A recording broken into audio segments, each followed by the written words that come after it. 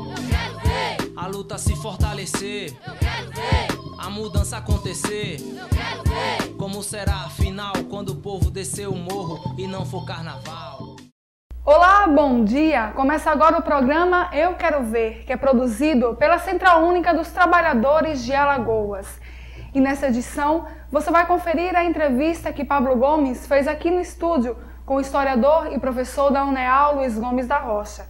Na entrevista, ele traça os principais fatores do 17 de julho e também fala do seu livro sobre a participação do Sindipol na derrubada do governo Suruagi.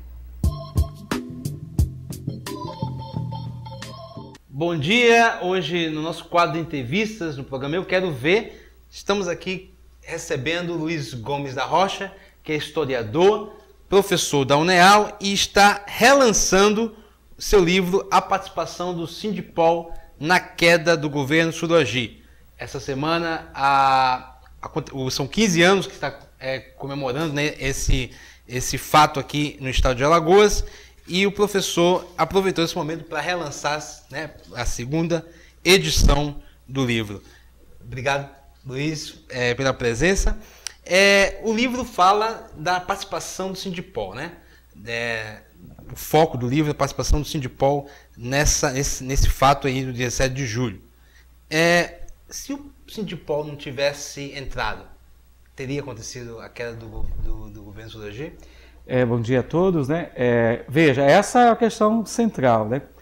A minha conclusão de todo o processo histórico acerca do 17 de julho leva a defender essa tese. Essa tese de que a participação do Sindipol ela foi decisiva para o desfecho das grandes manifestações que se avolumavam do final de 2006 para de 1996 a 1997, e que o desfecho só foi positivo em função da participação do Sindipol. Esse livro está sendo relançado a convite do Sindipol, que nós fizemos em parceria, né? Então, essa é a segunda edição do livro, comemorando agora os 15 anos. Então, o que é que nós estamos buscando discutir com o livro e com essa questão? É que naquele momento de tragédia, de caos que o povo de Alagoas vivia, em particular os servidores públicos, houveram muitas reações diante do desmantelamento do Estado de Alagoas, que o governo de Edivaldo Suruagi impôs naquele momento. E esse desmantelamento provocou reações individuais. Pessoas que abandonavam o Estado de Alagoas, pessoas que entraram no processo de PDV, de demissão voluntária, que era uma forma de desmantelar o Estado. Pessoas que até se suicidaram, né? O desespero era tamanho que muitas pessoas se suicidaram. Entretanto, os sindicatos de servidores públicos, a CUT, cumpriram um papel importante de resistir a isso, de combater, de fazer greves, manifestações. Entretanto, tem uma singularidade nesse processo. E qual é? É que toda a política que Suruagi desenvolvia em Alagoas, na verdade, era uma espécie de laboratório de políticas privatizantes de algo maior, que era a política de Fernando Henrique Cardoso, que era o presidente do Brasil naquela época, foi presidente por 2 mandatos, e que estava privatizando tudo que o Brasil tinha de estatais e desmantelando os serviços públicos em escala nacional. Então, Alagoas, de uma hora para outra, virou uma espécie de laboratório de experiências nefastas. Uma delas é o PDV, né, o Programa de Demissão Voluntária, que retirou do Estado cerca de 25 mil trabalhadores, onde muitos deles até hoje não conseguiram uma outra posição no mercado de trabalho. Então, o Estado estava sendo desmantelado. Em Alagoas, esse ajuste era muito forte, mas dentro de um contexto, de um ajuste maior, que se fazia no Brasil inteiro, e que não poupava nem sequer a segurança, não poupava nem sequer as polícias civis e militares. Tanto que, durante esse período de 1996 a 1997, ocorreram greves em vários estados do Brasil. Em Alagoas, naturalmente, o Sindipol, então, cumpriu um papel importante de juntar os policiais, que até então era visto com desconfiança pelos servidores, né? Então, juntar as polícias civil e militar à manifestação que já vinha sendo desenvolvida pelos servidores. Ao juntar essas massas, servidores civis mais polícia, criou-se uma força que foi decisiva, então, para a derrubada de Suruagi. O Sindipol também orientou, né, seus servidores a não aderir ao PDV, né? foi segundo o livro, foi um dos únicos, né, sindicatos que orientou os servidores. Por quê? Por que os outros sindicatos não, vendo que era uma coisa má para o servidor, por que os outros sindicatos não seguiram esse mesmo... Veja, na época havia uma situação de desespero, né? Os servidores públicos estaduais estavam há cerca de 9 meses sem receber salários. A situação era tamanha que na casa dos servidores, sejam servidores civis ou policiais, a geladeira estava vazia, não tinha muitas vezes comida para fazer, estavam endividados, muitos viviam de favores dos parentes. O próprio comércio de Maceió estava parado, os vendedores de braço cruzado, porque não tinha para quem vender, né? E em algumas mercearias e lojas tinha até cartazes dizendo que não se podia vender fiado para servidores, porque os servidores estaduais tornaram-se mal pagadores, até porque não recebiam salários. Então essa situação, essa psicologia, essa situação geral de desespero, levou muita gente a aderir ao PDV, né? E o PDV, que foi gestado de Brasília para cá, como contrapartida para que o governo federal, o governo de Fernando Cardoso, pudesse ajudar o estado de Alagoas, ou seja, para poder ajudar ele quer contrapartida, ele quer entrega das nossas estatais, ele quer o desmantelamento de serviços públicos. Então isso, na verdade, provocou, diante daquela pessoa que estava numa situação de desespero, uma situação que para muitos ilusória, né? Mas que aparecia como sendo viável, porque a pessoa iria receber de uma vez só os salários atrasados, mais uma indenização por período de tempo trabalhado, né? E a pessoa pensava assim, então eu vou receber um valor tanto, dependendo da situação, poderia ser alguma coisa hoje na casa de 30, 40 mil reais, 50, dependendo. Mas para quem está sem nada, com os filhos passando fome, e essa era uma realidade brutal, muitas pessoas então achavam que o PDV de fato pudesse ser uma saída, né? E como o movimento sindical não entrou nesse debate, não conseguiu elaborar sobre isso, alguns sindicalistas alguns sindicatos passaram apenas a se preocupar em fazer os cálculos de quanto a pessoa teria, orientar direitinho, quanto a pessoa teria direito a receber. Ora, na verdade, ao fazer isso, estava colaborando para que o Estado fosse esvaziado, como de fato terminou sendo. Ao contrário disso, o Sindipol teve o cuidado de entender que essa política era uma política articulada nacionalmente, que, portanto, buscava esvaziar o Estado, portanto, enfraquecer a própria luta em curso, né, que termina com a queda do Suruagi, e que, portanto, defender o emprego do servidor era defender a própria manutenção da luta. Como é que o Sindipol ia defender os seus interesses enquanto corporação, enquanto categoria, se a categoria estaria se esvaziando a cada dia? Ora, é engraçado por quê? Porque enquanto nas outras categorias o PDV fez um estrago brutal, na Polícia Civil apenas 4 pediram o PDV. E desses 4, um conseguiu voltar, neutralizar o seu processo e voltar. Então, uma orientação acertada do Sindipol, dizer não vá nessa, que é um engordo, que é uma ilusão, você vai pagar as dívidas e vai perder o emprego, depois vai ficar sem ter o que fazer, né? Portanto, sua família vai continuar sofrendo, foi decisiva para evitar que na categoria da Polícia Civil os efeitos fossem drásticos, fossem terríveis. Você falou da política do FHC, né? Por ser uma das razões aí dessa crise que aconteceu. Começou aí no início da década de 90, na metade da década de 90, e foi piorando em 96, 97. Como é que está a situação hoje quanto a esse acordo dos usineiros, depois da queda do Suruagi? Veja, o que é que ocorre? A gente tem que buscar compreender o período anterior a 97. Se a gente pegar a história de Alagoas, que está ligada de forma profunda à lavoura da cana-de-açúcar e do álcool, portanto ao açúcar e o álcool, esse setor é um setor que gera muita riqueza, mas é um setor que não distribui a riqueza gerada. Portanto, a margem de lucro dos usineiros sempre foi historicamente fabulosa. É só ver as condições do outro lado, daqueles que cortam cana, a situação de miséria e desespero que eles são permanentemente jogados. Só que a riqueza gerada pela cana-de-açúcar e o álcool era tributada. Então, eles eram obrigados a pagar ICMS, como qualquer mercadoria que é vendida. E esse ICMS pago pelo setor do açúcar e do álcool era importante. Era uma fonte de receita muito importante na história de Alagoas. Chegamos a ter praticamente 40% a 50% da receita de ICMS do Estado oriunda desse setor. Entretanto, na época que Fernando Collor foi governador de Alagoas, portanto, ainda nos anos 80, foi feito então o famigerado acordo dos usineiros, que vai isentar os usineiros praticamente de pagar ICMS e ainda vai devolver parte do ICMS pagado anteriormente. Né? Então, um acordo brutal, terrível para o Estado de Alagoas, que vai fazer com que a cada ano a participação do ICMS pago pelos usineiros vá caindo. Então vai cair de 30 para 20, para 10, para 5, até menos 1, até 0 alguma coisa. A coisa fica tão escandalosa que nos anos 90, no início dos anos 90, o maior pagador de ICMS em Alagoas era a Casa Vieira.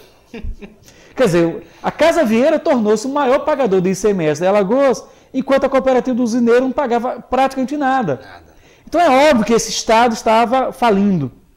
E Suragi, quando se elege, né, com o discurso de que iria salvar o Estado de Alagoas, se encontra com a situação que ele não tem a coragem e a disposição de enfrentar, porque ele também é oriundo, ele também representa o setor do açúcar, né? Portanto, ele não ia se chocar com aqueles que lhe deram sustentação historicamente, portanto, ele não vai se chocar com esse setor, e a saída daquele encontro é buscar contrapartidas federais. As contrapartidas federais, ou seja, a ajuda federal dentro do governo de Fernando Henrique Cardoso, qualquer ajuda só ocorreria se fosse submetida a programas rígidos de privatização e esvaziamento do Estado. Então você tem a situação de perda de receita do Estado de Alagoas, o governo tenta contornar isso com transações da letra do Tesouro Estadual, e isso é uma operação fraudulenta, se comprovou depois que foi fraudulenta, e isso vai estar na gênese da grande dívida que o Estado de Alagoas tem hoje, mais de 5 bilhões, ou seja, esse período do Suragi foi um período também muito trágico, porque aprofundou o endividamento, né? Foi um período de desmantelamento do Estado, esvaziamento do Estado, mas também de profundo endividamento, na busca de financiar, nem financiou o Estado, e ao contrário, aprofundou o seu endividamento e desmantelou o Estado de Alagoas. Então é óbvio que nesse contexto, era inaceitável a continuidade desse acordo. É claro que o acordo, tal como ele foi feito na sua origem, foi revisto. Entretanto, até hoje, por outras leis e outros acordos, o usineiro continua sendo isentado de pagamento de vários tributos em Alagoas.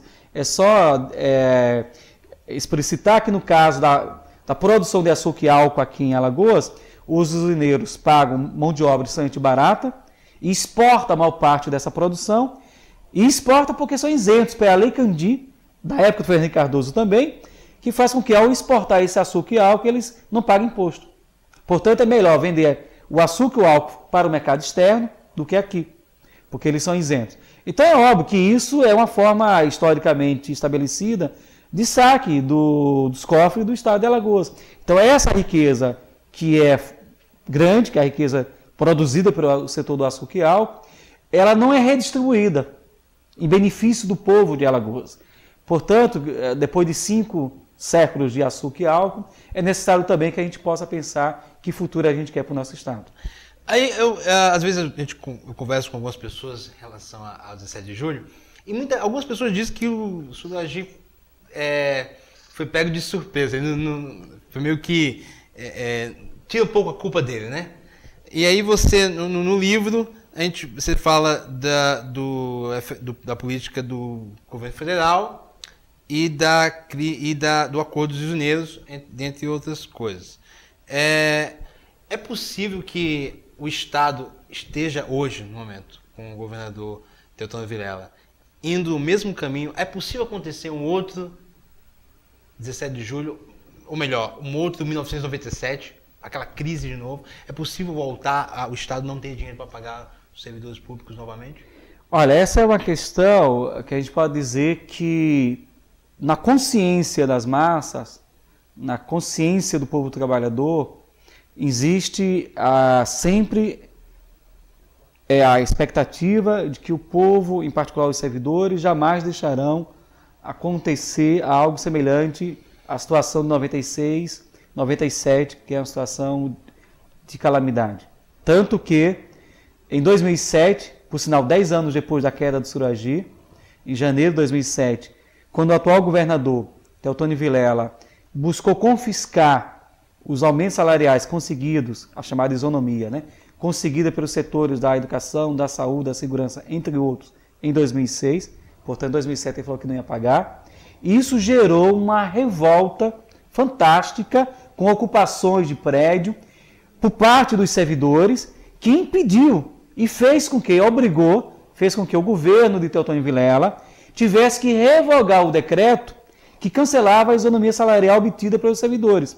Então, isso mostra a profundidade que desse fato, a profundidade da consciência das massas.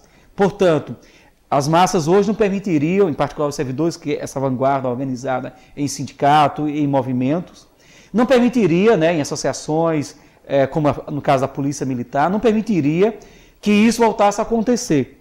E do lado oposto, os governos que sucederam o Suragi também sabem que eles não podem repetir aquela situação de impor aos servidores, de responsabilizar os servidores pelas mazelas do Estado. Ou seja, os acordos que eles fazem no sentido de saquear os cofres públicos terminam jogando em cima dos trabalhadores, dos servidores.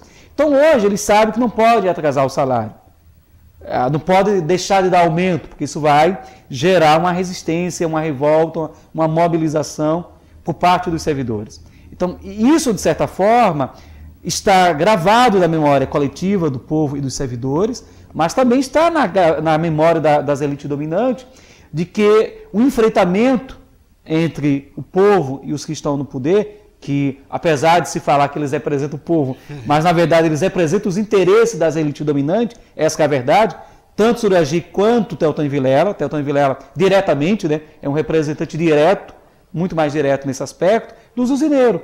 Então eles sabem também que se eles apertarem demais, vai estourar. E portanto, essa consciência advém de onde? Desse episódio, que sem dúvida é um dos episódios mais significativos da história de Alagoas. A gente vai para um breve intervalo, daqui a pouco a gente volta conversando aqui no último bloco aqui com o professor historiador Luiz Gomes da Rocha. Todo final de semana você está convidado a assistir o Doc CUT, espaço reservado para documentários produzidos pela CUT Alagoas e entidades parceiras. A cada mês você confere um documentário novo com os mais variados temas. Doc CUT todos os sábados às 11h30 da manhã e aos domingos às 1h30 da tarde. TV Com, 10 anos de compromisso com a sociedade.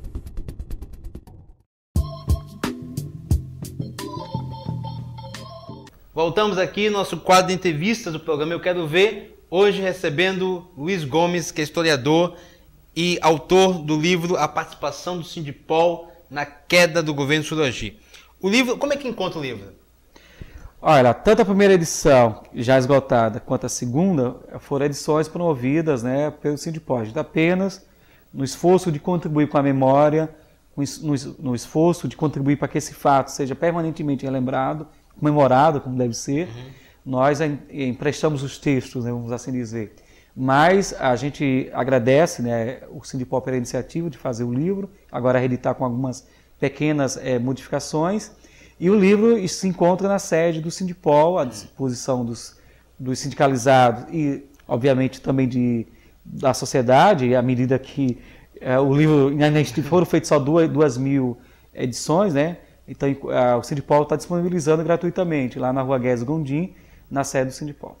Luiz, eu estava reparando essa semana, que a semana que está sendo comemorada esses 15 anos, do 17 de julho, e uma certa... a imprensa meio que ignorou um pouco esse fato. Por quê? Por que não se fala tanto no 17 de julho? É uma data tão importante para o estado de Alagoas, até para o Brasil, para a história brasileira. Por que 17 de julho é tão ignorado pela elite? Aí é essa relação, Os meios de comunicação de massa estão sempre na mão das elites no Brasil, Em Alagoas não é diferente, Você tem um canal de televisão na mão de um, o outro canal na mão do outro, mas ambos fazem parte da mesma elite. Então, a elite trata sempre de silenciar aquilo que é a luta do povo. Se a gente pegar os livros de história, os manuais de história, na qual nossos filhos são educados, a gente vai ver sempre o nome dos heróis, o nome dos generais, o nome dos doutores, né? Nunca o nome dos populares, das pessoas do povo. Então, é sempre um silêncio com relação à luta do povo. Então, ao comemorar o 17 de julho, anualmente, né, a CUT e os sindicatos querem preservar na memória coletiva esse que é um dos fatos mais significativos da nossa história. Então, um combate pela memória é um combate para que este fato permaneça vivo e seja inserido nos livros didáticos. Seja inserido, né, Não é, no momento. Assim, hoje a produção historiográfica em Alagoas ela é muito limitada, né? Então é claro que na universidade, nos cursos de história, se discute em História de Alagoas 17 de julho. Então a gente espera que a produção historiográfica, voltada em particular, porque o grande universo das pessoas que têm acesso à história são os alunos colegiais, né? E a qualidade é questionável do que eles têm acesso no colégio, né? Na escola. Então a gente espera que esse fato, como outros fatos importantes da história do Brasil e de Alagoas, não sejam esquecidos. Na nossa avaliação pessoal, o 17 de julho é o fato mais importante da história recente de Alagoas. É claro que nós temos um fato significativo de grande envergadura, de grande simbolismo e de grande força, que é o Quilombo dos Palmares. Mas depois do Quilombo dos Palmares, esse sem dúvida é o fato mais importante, né? Portanto, são dois momentos. No Brasil colônia, o momento da resistência contra a escravidão, e nesse momento recente, a resistência do povo contra a quebra dos seus direitos, contra o desmantelamento dos serviços, e que, naturalmente, esse povo, que esses servidores, que nós protagonizamos, fizemos, realizamos um feito extraordinário, né? E que, obviamente, ao preservarmos isso, estamos preservando o direito das futuras gerações ter acesso às lutas, aos enfrentamentos que o nosso povo bravamente travou. Para finalizar nosso bate-papo, rapidinho, qual é a maior lição do 17 de julho para os sindicatos, para o movimento social e para a população alagoana? Certamente a maior lição é que quando o povo quer e o povo se organiza, ninguém segura. Essa é a grande lição, ou seja, os servidores não aguentavam mais aquela situação de desespero, se uniram, né? É necessário ter sindicato, então se uniram no seu sindicato, em torno da central, a CUT, em torno do movimento unificado dos servidores públicos, estabelecer a mais ampla aliança, aquilo que separa as categorias, nesse momento foi deixado de lado, a mais ampla aliança do conjunto dos servidores, da polícia aos servidores civis. E quando isso se estabeleceu com o apoio dos movimentos sociais, com o apoio do povo, ninguém segurou. E Suragi não pôde segurar. Muito bem, muito obrigado, Luiz, pela entrevista. E a gente termina aqui a nossa entrevista com o Luiz Gomes, que é historiador, professor da UNEAL, diretor da CUT, e está relançando o livro A Participação do Sindipol na Queda do Governo Suragi. Este mês de julho, o Doc CUT, que é transmitido aqui na TV Com, também estará exibindo o documentário sobre a queda do governo Suragi. Então, a gente fica por aqui. Obrigado, Luiz. Obrigado. E até mais. E esta edição do programa Eu Quero Ver fica por aqui. Se você quiser rever todas as nossas matérias, você pode nos acompanhar através do blog euquerovercut.blogspot.com. Também pode nos seguir através da nossa página no Facebook. E para nos enviar qualquer e-mail com sugestão de pautas, envie-nos para euquerovercut@gmail.com. Tenham todos um ótimo dia e até amanhã. Eu quero ver, A luta se fortalecer, eu quero ver, a mudança acontecer. eu quero ver. Como será afinal quando o povo descer o morro e não for carnaval?